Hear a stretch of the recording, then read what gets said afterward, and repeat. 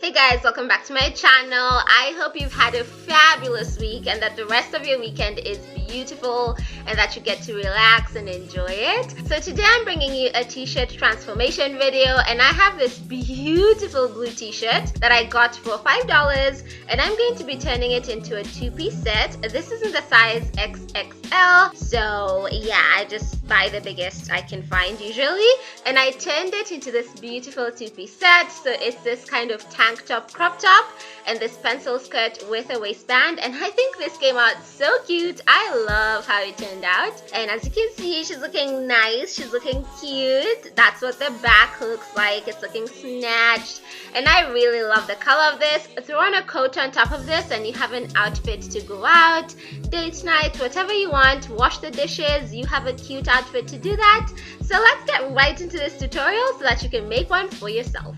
So first things first, I'm taking this beautiful maroon dress that I made, a link in the description bar down below. It's a tank dress, and I thought it would be perfect for this DIY. So all I'm doing is I turned my t-shirt inside out, and I'm just tracing out the shape just to make sure we get a nice tank dress to work with. So just use any dress you love the fit of. If you have a dress with sleeves, just fold in the sleeves and just trace out the shape and you'll be fine. Once the shape is all traced out, we now have a template, and what I'm doing is I'm pinning down the fabric along where I marked out my dress. This is to make sure the fabric stays together when I do eventually cut it out. That way it's not falling apart and it's harder to sew. So pinning it down just makes my work easy, and I highly recommend you do this just so that your work is 100 times easier. So I'm just basically pinning everywhere I marked with my piece of chalk, and once everything is nice and pinned, as you can see, you have a dress shape, and now you're going to cut out your dress. And I did leave a bit of a seam allowance. With stretchy fabrics, I usually don't leave that big a seam allowance, so just do with that as you may. You can do whatever you want, but I do recommend you leave a bit of seam allowance just so your dress isn't too tight. It's gonna be sexy but not too tight, okay? So I'm just cutting out the shape, enjoying my time, and at this point I just flipped the dress over to make it easier for me to cut and easier for you to see what I was doing. And I'm just basically cutting out the neckline. Once that was done, we have a tank dress, and I took out the pins at the top because we don't need to sew that down. Once the pins were out, it's time to sew down the sides just to make sure the dress is shut and is not gaping at the sides. So I took it to my sewing machine. Make sure to always backstitch when you start stitching, and I'm using a zigzag stitch because this is stretchy fabric and we need it to allow for that extra stretch, especially because the seam allowance we left was not that big and we don't need this dress breaking at its seams. So I do recommend use a zigzag stitch if you're using stretchy fabric. It just allows for stretch, and I think that's something to make everyone happy. Once the sides are sewn down, it's now time to hem the neck hole and the armholes. And to do this, I'm just going to do a rolled hem all the way around. And you're going to need a bazillion pins for this because I find that pinning beforehand really helps you sew better and in a straight line. Whereas before I used to eyeball this, but that never used to go well because some parts are bigger than the other. So I do recommend you pin everything down. Yes, this will take time, but I promise you it's going to be worth it, because once you're done pinning, the sewing part is going to be super easy. So as you can see, I'm just folding in my fabric twice and then pinning that down, and I'm going to repeat this all the way throughout the entire neck hole. So roll twice, pin, roll twice, pin, and now you're going to repeat the same thing for the armholes. As you can see, I already have a lot of pins and they're going to become even more. So I'm doing the same exact thing on the armholes, rolling in my fabric twice and then pinning that in place to keep it in place. That way when it comes to sewing, everything is nice and easy.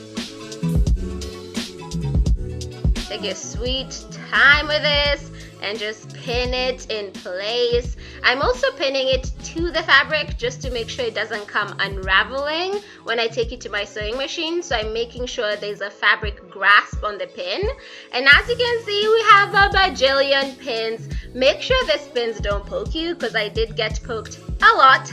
And now all you're going to do is you're going to sew along the edge of the fabric you just pinned down, just to make sure you have a nice and finished look to your dress, as opposed to leaving it raw, which is totally optional if that's what you want, a raw edge on your top. But I decided I wanted a more professional look. If you're on this channel a lot, you know we like the whole professional look, okay? No one needs to know we sewed this in our bedroom with no friends, and we're just alone in life, and that's not the point of the story. So just sew it down if you want it to look nice and professional.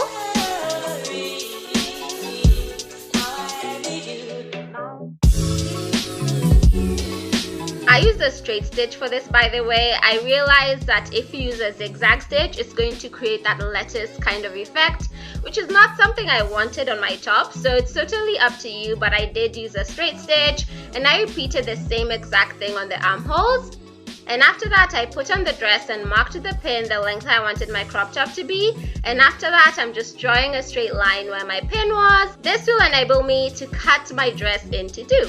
Taking a pair of scissors, I'm just going to cut along that line I drew, and I decided to roll hem the bottom of the top. I didn't show this because my camera died, sorry. And now we've moved on to making the band that will go around your waist. So I made my band 11 inches long. I cut out 2 of these, and it was about 4 inches thick, but I decided to reduce this. So I do recommend you make your band 2 inches less than your waist measurement.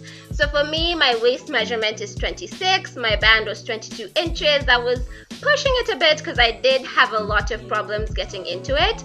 So if my waist is 26, I should have gone with a 24-inch band, like in length. That should have been the length of my band. So you live and you learn. Don't make it as small as I made mine. As you can see now, I'm just reducing the width because I did not want it to be too thick, and I think I eventually ended up with about 2.5 inches thick, which I'm about to show you. Yes, I'm right. So my band was now 2.5 inches thick, and I just took the other side panel, which is where we got the fast band in the first place, and I'm just tracing out this shape to get an exact replica of the band I already have. So we now have 2 11-inch long bands, which joined together will make 22 inches. I hope that makes sense. So my band, one of my band was uneven, and I needed to even it out, so I just did that. And once that was done, we now have 2 bands that are each 11 inches long.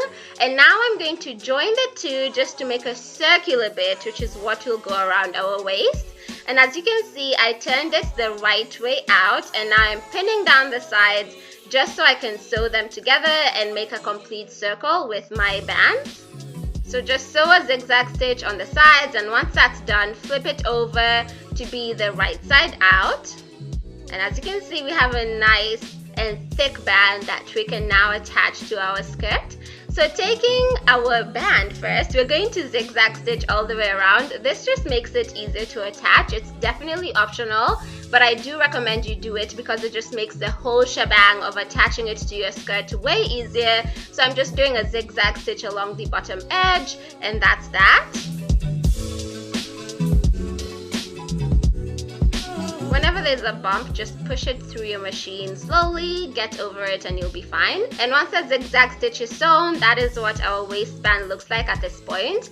And now we're going to attach it to our skirt. As you can see, the skirt is way bigger than the waistband. So all I'm doing is I rotated my waistband to be upside down. It's still the right way out. And I'm going to push it into my skirt. That way the right sides are kissing.